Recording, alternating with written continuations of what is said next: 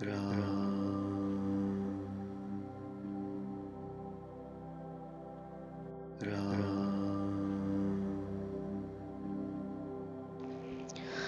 रूपी वृक्ष के मूल, विवेक रूपी समुद्र को आनंद देने वाले पूर्ण चंद्र, वैराग्य रूपी कमल के सूर्य, पाप रूपी घोर अंधकार को निश्चय ही मिटाने वाले, तीनों पापों को हरने वाले, मोह रूपी बादलों को समूहों को छिन्न भिन्न करने वाले, विधि में आकाश से उत्पन्न पवन स्वरूप ब्रह्मा जी के वंशज तथा कलंक नाशक महाराज श्री रामचंद्र जी के प्रिय श्री शंकर जी की मैं वंदना करता हूँ, जिनका शरीर जल युक्त मेघों के समान सुंदर एवं आनंद घन है, जो सुंदर पीत वस्त्र धारण किए हैं, जिनके हाथों में बाण और धनुष है, कमर उत्तम तरकश के भार से सुशोभित है, कमल के समान विशाल नेत्र हैं और मस्तक पर जटाजूट धारण किए हैं।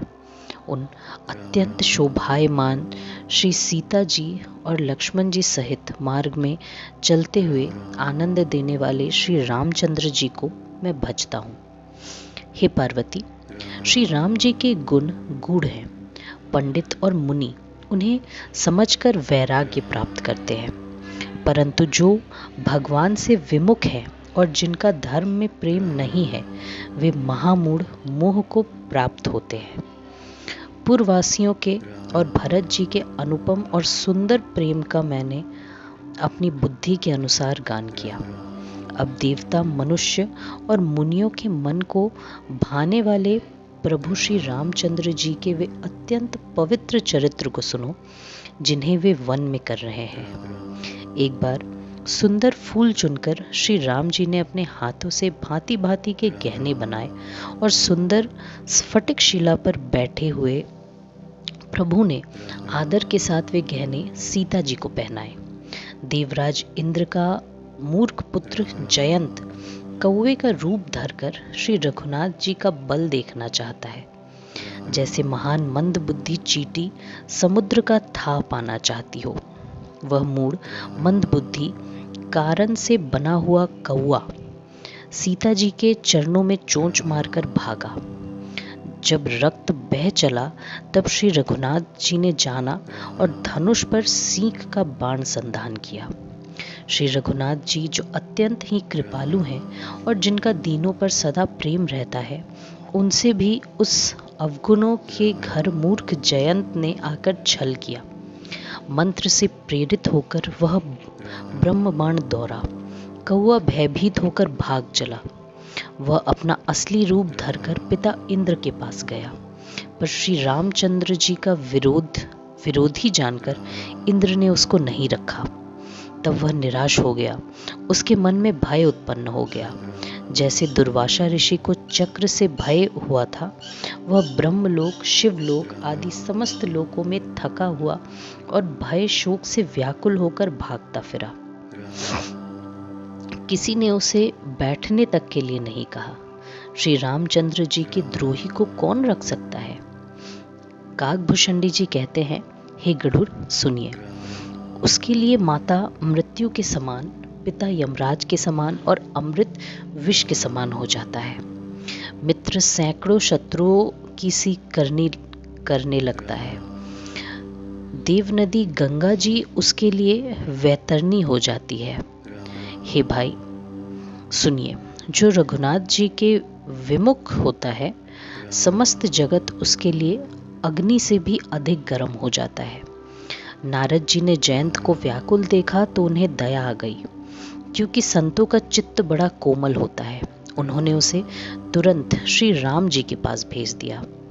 उसने पुकार कर कहा, हे शरणागत के हितकारी, मेरी रक्षा कीजिए। आतुर और भयभीत जयंत ने जाकर श्री रामचंद्र जी के चरण पकड़ लिए। हे दयालु रघुनाथ जी, रक्षा कीजिए, रक्षा कीजिए। आपके अतुलित बल और आपकी अतुलित प्रभुता को मैं मंद बुद्धि जान नहीं पाया। आप अपने किए हुए कर्म से उत्पन्न हुआ फल मैंने पा लिया। अब हे प्रभु, मेरी रक्षा कीजिए। मैं आपकी शरण तक कर आया हूँ। शिव जी कहते हैं, हे पार्वती, कृपालु श्री रघुनाथ जी ने उसकी अत्यंत आर्तवाणी सुनकर उसे एक आंख का काना करके छोड़ दिया। उसने मोहवश द्रोह किया था, इसलिए यद्यपि उसका वध ही उचित था, पर प्रभु ने कृपा करके उसे छोड़ दिया। श्री रामचंद्र जी के समान कृपालु और कौन होगा। चित्रकूट में बसकर श्री रघुनाथ जी ने बहुत से चरित्र किए जो कानों को अमृत के समान प्रिय हैं। फिर श्री राम जी ने मन में ऐसा अनुमान किया कि मुझे सब लोग जान गए हैं, इससे बड़ी भीड़ हो जाएगी। इसीलिए सब मुनियों से विदा लेकर सीता जी सहित दोनों भाई चले। जब प्रभु अत्रि जी के आश्रम में गए तो उनका आगमन सुनते ही महामुनि हर्षित हो गए। शरीर पुलकित हो गया। अत्रि जी उठकर दौड़े। उन्हें दौड़े आते देखकर श्री राम जी और भी शीघ्रता से चले आए। दंडवत करते हुए ही श्री राम जी को मुनि ने हृदय से लगा लिया और प्रेमाश्रुओं के जल से दोनों जनों को नहला दिया। श्री राम जी की छवि देखकर मुनि के नेत्र शीतल हो गए। तब वे उनको आदर पूर्वक अपने आश्रम में ले आए। पूजन करके सुंदर वचन कहकर मुनि ने मूल और फल दिए जो प्रभु के मन को बहुत रुचे। प्रभु आसन पर विराजमान है। नेत्र भरकर उनकी शोभा देखकर परम प्रवीर मुनि श्रेष्ठ हाथ जोड़कर स्तुति करने लगे। हे भक्तवत्सल, हे कृपालु, हे कोमल स्वभाव वाले, मैं आपको नमस्कार करता हूँ। निष्काम पुरुषों का अपना परम धाम देने वाले आपके चरण कमलों को मैं भजता हूँ। आप नितांत सुंदर श्याम संसार रूपी समुद्र को मथने के लिए मंदराचल रूप फूले हुए कमल के समान नेत्रों वाले और मद आदि दोषों से छुड़ाने वाले हैं। हे प्रभु, आपकी लंबी भुजाओं का पराक्रम और आपका ऐश्वर्य अप्रेम्य है। आप तरकश और धनुष बाण धारण करने वाले तीनों लोकों के स्वामी हैं। सूर्यवंश के भूषण महादेव जी के धनुष को तोड़ने वाले, मुनि राजों और संतों को आनंद देने वाले तथा देवताओं के शत्रु असुरों के समूह का नाश करने वाले हैं। आप कामदेव के शत्रु महादेव जी के द्वारा वंदित, ब्रह्मा आदि देवताओं से सेवित विशुद्ध ज्ञानमय विग्रह और समस्त दोषों को नष्ट करने वाले हैं। हे लक्ष्मीपते, हे सुखों की खान और सत्य पुरुषों की एकमात्र गति, मैं आपको नमस्कार करता हूँ। हे शचीपति के प्रिय छोटे भाई स्वरूपा शक्ति, श्री सीता जी और छोटे भाई लक्ष्मण जी सहित आपको मैं भजता हूँ। जो मनुष्य मत्सर रहित होकर आपके चरण कमलों का सेवन करते हैं, वे तर्क वितर्क रूपी तरंगों से पूर्ण संसार रूपी समुद्र में नहीं गिरते। जो एकांतवासी पुरुष मुक्ति के लिए इंद्रियादिक का निग्रह करके प्रसन्नता पूर्वक आपको भजते हैं, वे स्वकीय गति को प्राप्त होते हैं।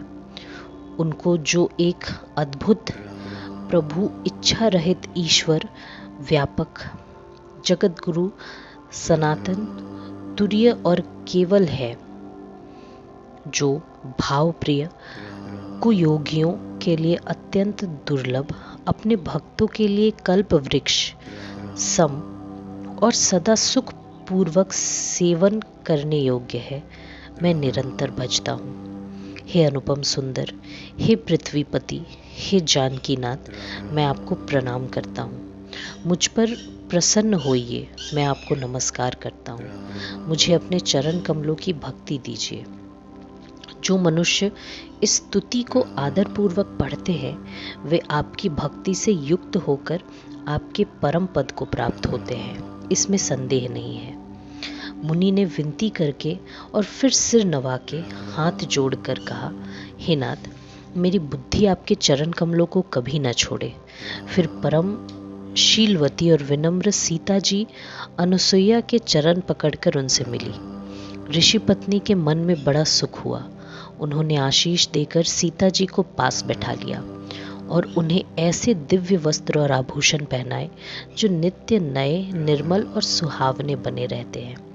फिर ऋषि पत्नी उनके बहाने मधुर और कोमल वाणी से स्त्रियों के कुछ धर्म बखान करने लगी।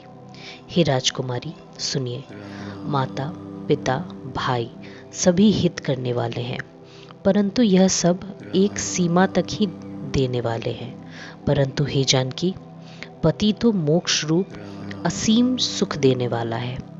वही स्त्री अधम है जो ऐसे पति की सेवा नहीं करती। धैर्य, धर्म, मित्र और स्त्री, इन चारों की विपत्ति के समय ही परीक्षा होती है।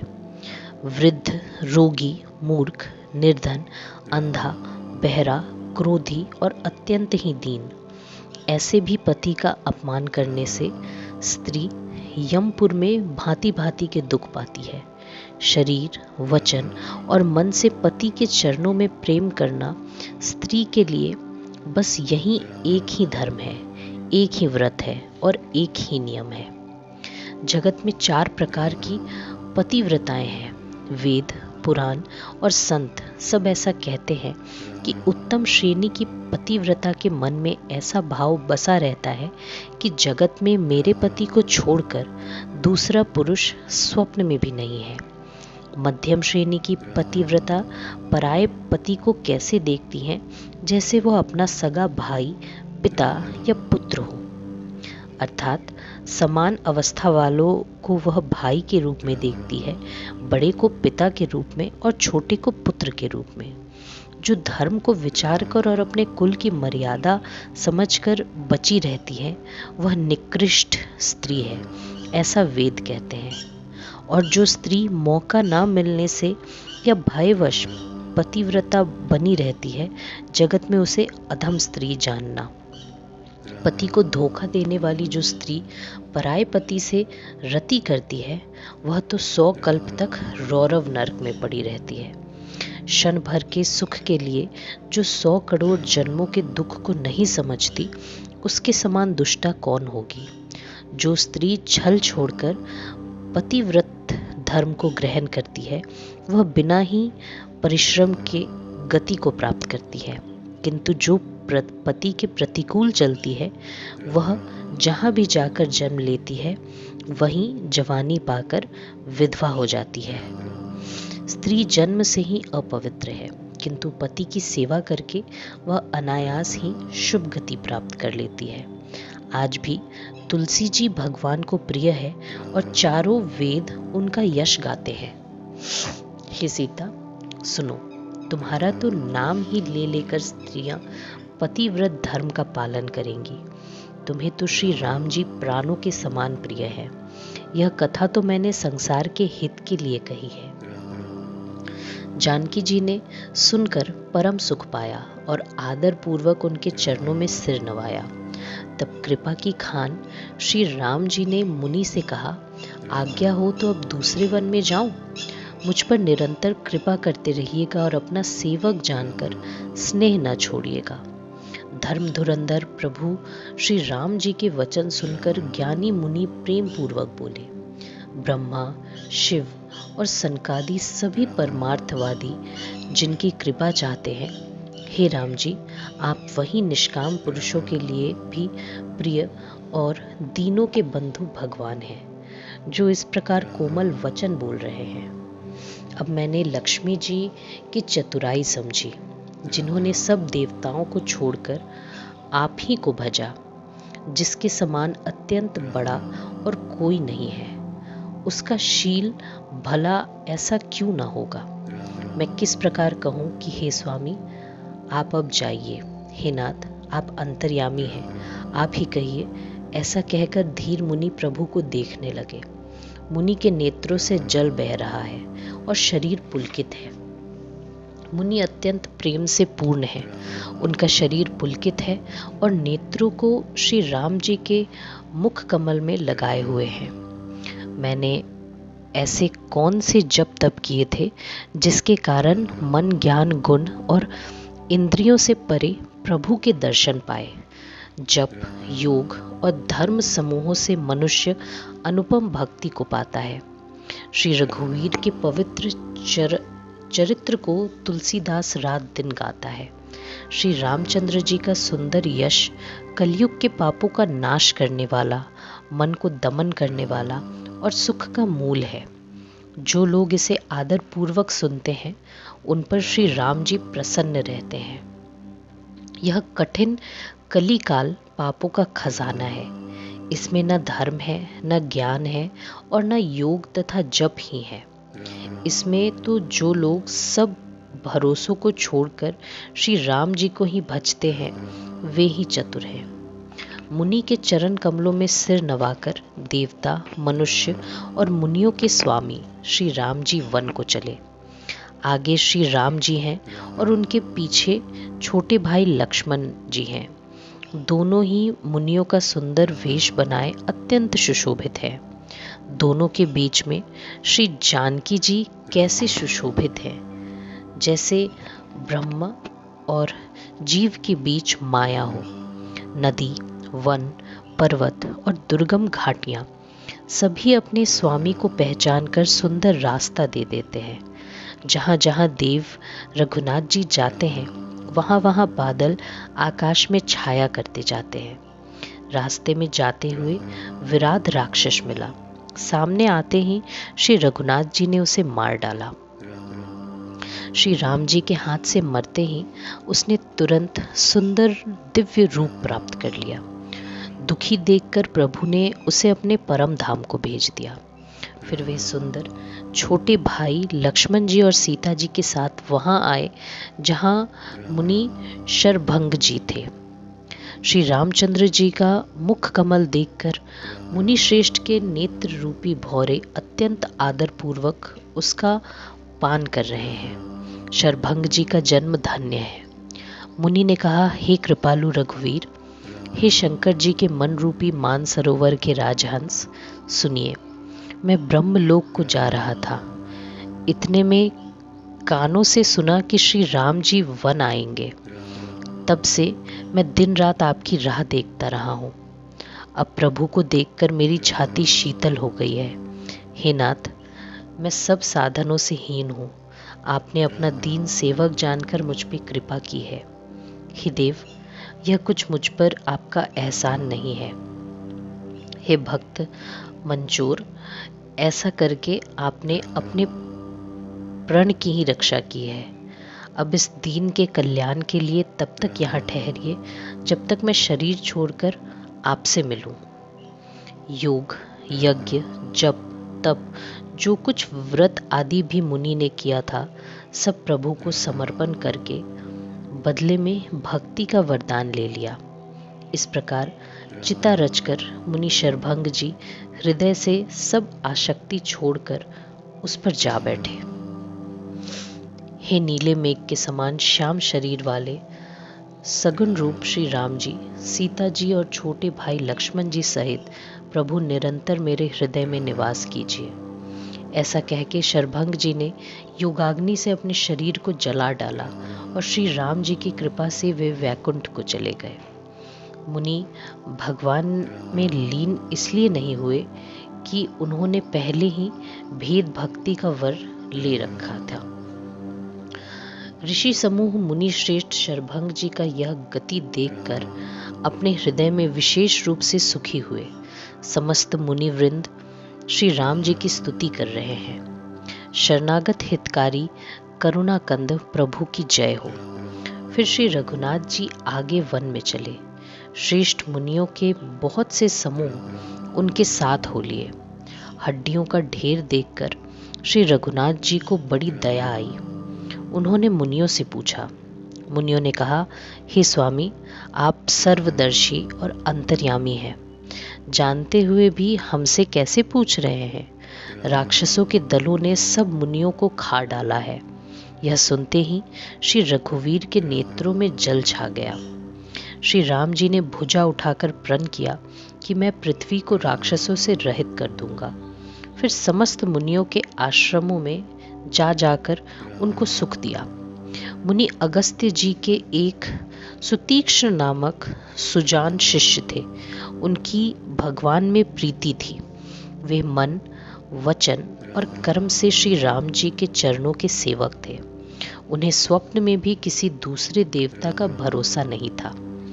उन्होंने ज्यों ही प्रभु का आगमन कानों से सुना, त्यों ही अनेक प्रकार के मनोरथ करते हुए वे आतुरता से दौड़ चले। हे विधाता, क्या दीन बंधु श्री रघुनाथ जी मुझ जैसे दुष्ट पर भी दया करेंगे? क्या स्वामी श्री राम जी छोटे भाई लक्ष्मण जी सहित मुझसे अपनी सेवक की तरह मिलेंगे? मेरे हृदय में दृढ़ विश्वास नहीं होता, क्योंकि मेरे मन में भक्ति, वैराग्य या ज्ञान कुछ भी नहीं है। मैंने न तो सत्संग, योग, जप अथवा यज्ञ ही किए हैं और न प्रभु के चरण कमलों में मेरा दृढ़ अनुराग ही है।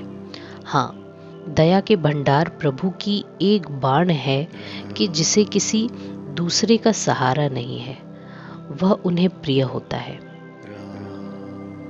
भगवान की इस बाण का स्मरण आते ही मुनि आनंद मग्न होकर मन ही मन कहने लगे, आहा, भव बंधन से छुड़ाने वाले प्रभु के मुख रविंद को देख के आज मेरे नेत्र सफल होंगे। शिव जी कहते हैं, हे भवानी, ज्ञानी मुनि प्रेम में पूर्ण रूप से निमग्न है। उनकी वह दशा कहीं नहीं जाती। उन्हें दिशा, विदिशा और रास्ता कुछ भी नहीं सूझ रहा है। मैं कौन हूँ और कहाँ जा रहा हूँ यह भी नहीं जानते। वे कभी पीछे घूमकर फिर आगे चलने लगते हैं और कभी गुण गा गा कर नाचने लगते हैं। मुनि ने प्रगाढ़ प्रेमा भक्ति प्राप्त कर ली। प्रभु श्री राम जी वृक्ष की आड़ में छिप कर देख रहे हैं। मुनि का अत्यंत प्रेम देखकर भव भय को हरने वाले श्री रघुनाथ जी मुनि के हृदय में प्रकट हो गए। हृदय में प्रभु के दर्शन पाकर मुनि बीच रास्ते में अचल होकर बैठ गए। उनका शरीर रोमांच से कटहल के फल के समान हो गया। तब श्री रघुनाथ जी उनके पास चले आए और अपने भक्त की प्रेम दशा देखकर मन में बहुत प्रसन्न हुए। श्री राम जी ने मुनि को बहुत प्रकार से जगाया, पर मुनि नहीं जागे, क्योंकि उन्हें प्रभु के ध्यान का सुख प्राप्त हो रहा था।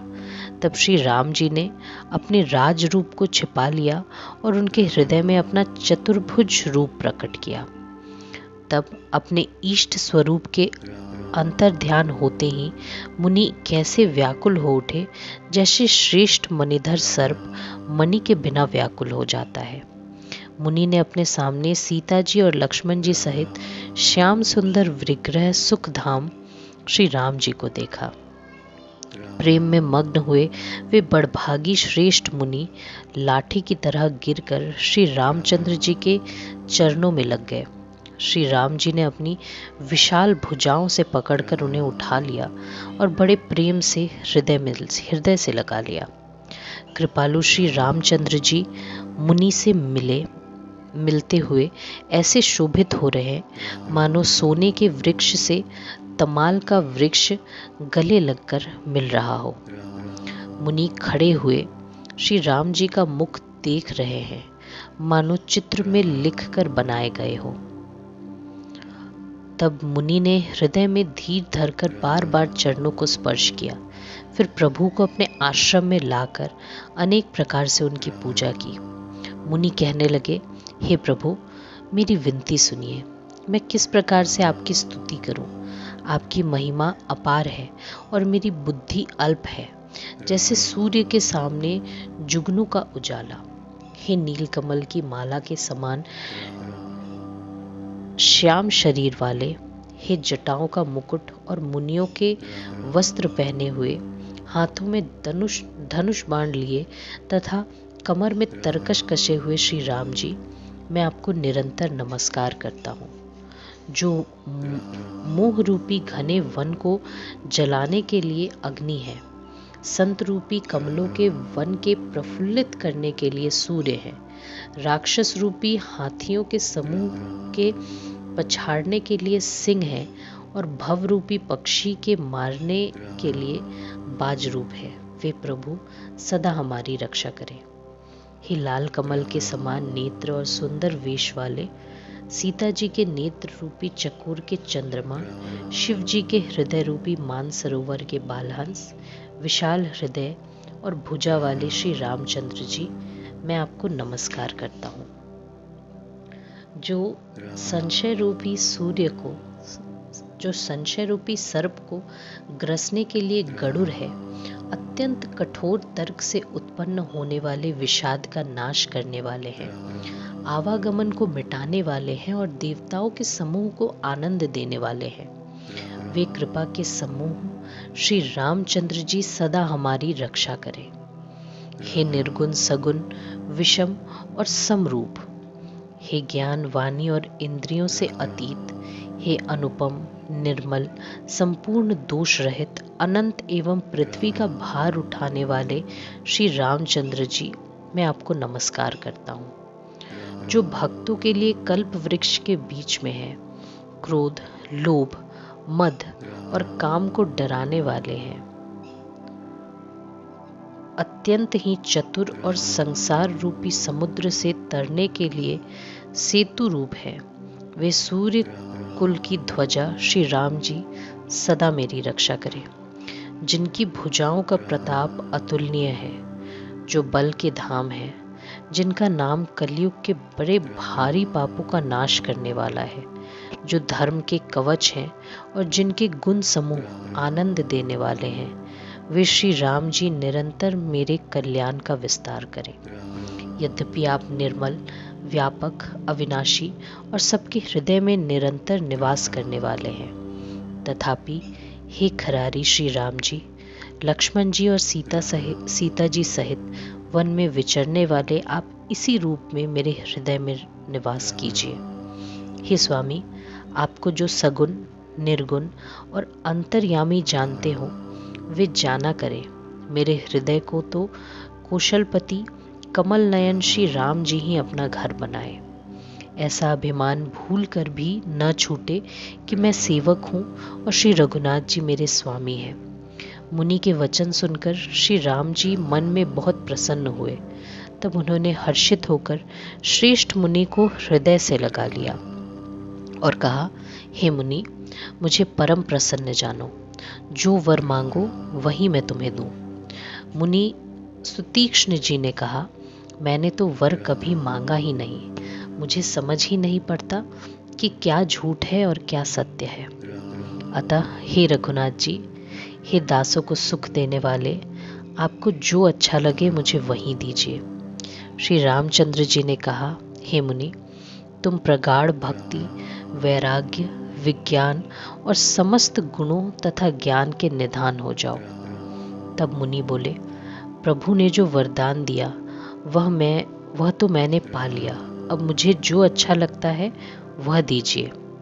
हे प्रभु, हे श्री राम जी, छोटे भाई लक्ष्मण जी और सीता जी सहित धनुष बाणधारी आप निष्काम होकर मेरे हृदय रूपी आकाश में चंद्रमा की भांति सदा निवास कीजिए। एवमस्तु, ऐसा उच्चारण कर लक्ष्मी निवास श्री रामचंद्र जी हर्षित होकर अगस्त्य ऋषि के पास चले। तब सुतीक्ष्ण जी बोले, गुरु अगस्त्य जी का दर्शन पाए और इस आश्रम में आए मुझे बहुत दिन हो गए।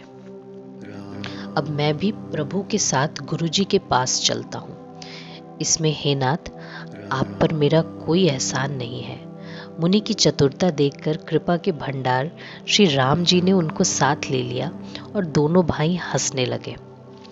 रास्ते में अपनी अनुपम भक्ति का वर्णन करते हुए देवताओं के राजेश्वर श्री राम जी अगस्त्य मुनि के आश्रम पर पहुंचे। सुतीक्ष्ण तुरंत ही गुरु अगस्त्य जी के पास गए और दंडवत करके ऐसा कहने लगे, हे नाथ, अयोध्या के राजा दशरथ जी के कुमार जगदाधार श्री रामचंद्र जी छोटे भाई लक्ष्मण जी और सीता जी सहित आपसे मिलने आए हैं, जिनका हे देव आप रात दिन जप करते रहते हैं। यह सुनते ही अगस्त्य जी तुरंत ही उठ दौड़े। भगवान को देखते ही उनके नेत्रों में जल भर आया। दोनों भाई मुनि के चरण कमलों पर गिर पड़े। ऋषि ने बड़े प्रेम से उन्हें हृदय से लगा लिया।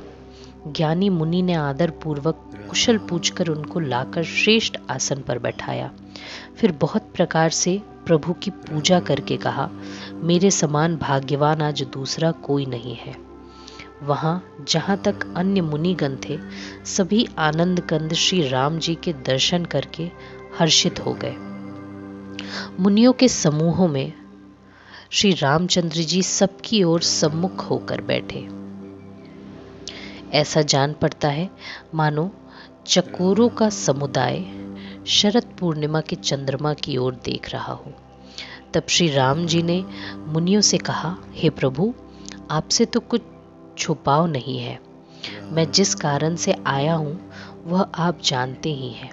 इसी से हे तात, मैंने आपसे समझाकर कुछ नहीं कहा। हे प्रभु, अब आप मुझे वही मंत्र दीजिए जिस प्रकार मैं मुनियों के द्रोही राक्षसों को मारूं। प्रभु की वाणी सुनकर मुनि मुस्कुराए और बोले, हे नाथ, आपने क्या समझकर मुझसे यह प्रश्न किया है? हे पापों का नाश करने वाले, मैं तो आप ही के भजन के प्रभाव से आपकी कुछ थोड़ी सी महिमा जानता हूँ। आपकी माया गुलड़ के विशाल वृक्ष के समान है, अनेकों ब्रह्मांडों के समूह ही जिसके फल हैं। चर और अचर जीव जंतुओं के समान उनके भीतर बसते हैं और वे दूसरा कुछ नहीं जानते। उन फलों का भक्षण करने वाला कठिन और कराल काल है। वह काल भी सदा आपसे भयभीत रहता है। उन्हीं आपने समस्त लोकपालों के स्वामी होकर भी मुझसे मनुष्य की तरह प्रश्न किया। हे कृपा के धाम, मैं तो यह वर मांगता हूँ कि आप श्री सीता जी और छोटे भाई लक्ष्मण जी सहित मेरे हृदय में सदा निवास कीजिए। मुझे प्रगाढ़ भक्ति, वैराग्य, सत्संग और आपके चरण कमलों में अटूट प्रेम प्राप्त हो। यद्यपि आप अखंड और अनंत ब्रह्म हैं, जो अनुभव से ही जानने में आते हैं और जिनका संत जन भजन करते हैं। यद्यपि मैं आपके ऐसे रूप को जानता हूँ और उसका वर्णन भी करता हूँ, तो भी लौट लौट कर मैं सगुण ब्रह्म में ही प्रेम मानता हूँ। आप सेवकों को सदा ही बढ़ाई दिया करते हैं। इसी से हे रघुनाथ जी, आपने मुझसे पूछा है। हे प्रभु, एक परम मनोहर और पवित्र स्थान है, उसका नाम पंचवटी है। हे प्रभु, आप दंडक वन को पवित्र कीजिए और श्रेष्ठ मुनि गौतम जी के कठोर शाप को हर लीजिए।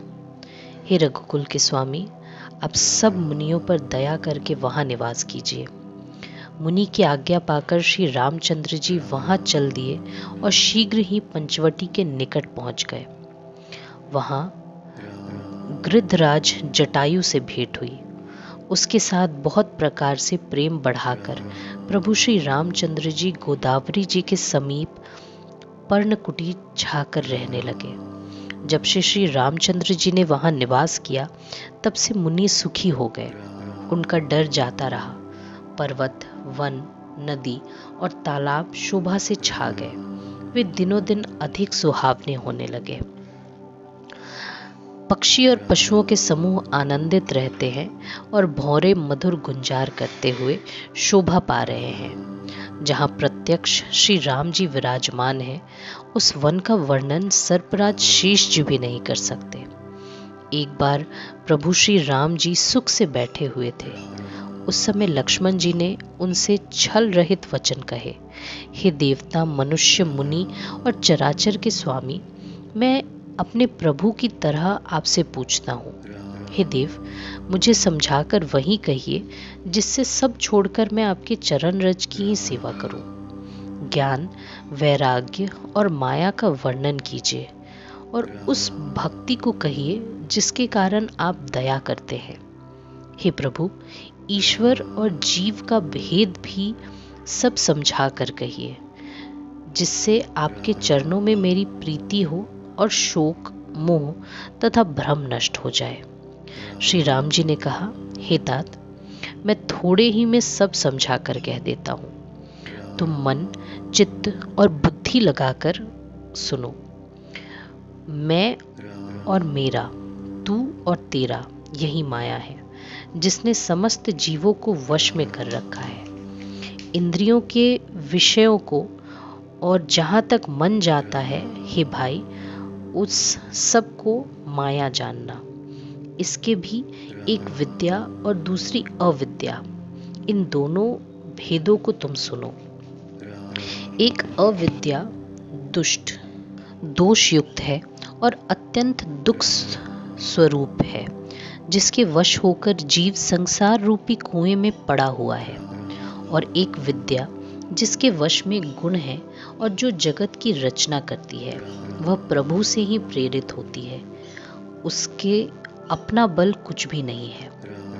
ज्ञान वहाँ है जहाँ मान आदि एक भी नहीं है और जो सब में समान रूप से ब्रह्म को देखता है।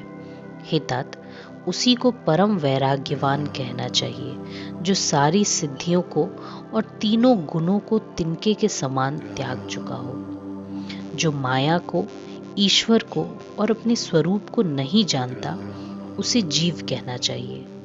जो बंधन और मोक्ष देने वाला, सबसे परे और मर्यादा का प्रेरक है, वह ईश्वर है। धर्म से वैराग्य और योग से ज्ञान होता है तथा ज्ञान मोक्ष का देने वाला है, ऐसा वेदों ने वर्णन किया है। और हे भाई, जिससे मैं शीघ्र ही प्रसन्न होता हूँ, वह मेरी भक्ति है, जो भक्तों को सुख देने वाली है। वह भक्ति स्वतंत्र है, उसको दूसरे साधन का सहारा नहीं है। ज्ञान और विज्ञान तो उसके अधीन है। हे तात, भक्ति अनुपम एवं सुख की मूल है और वह तभी मिलती है जब संत अनुकूल होते हैं। अब मैं भक्ति के साधन विस्तार से कहता हूँ। यह सुगम मार्ग है जिससे जीव मुझको सहज ही पा जाते हैं।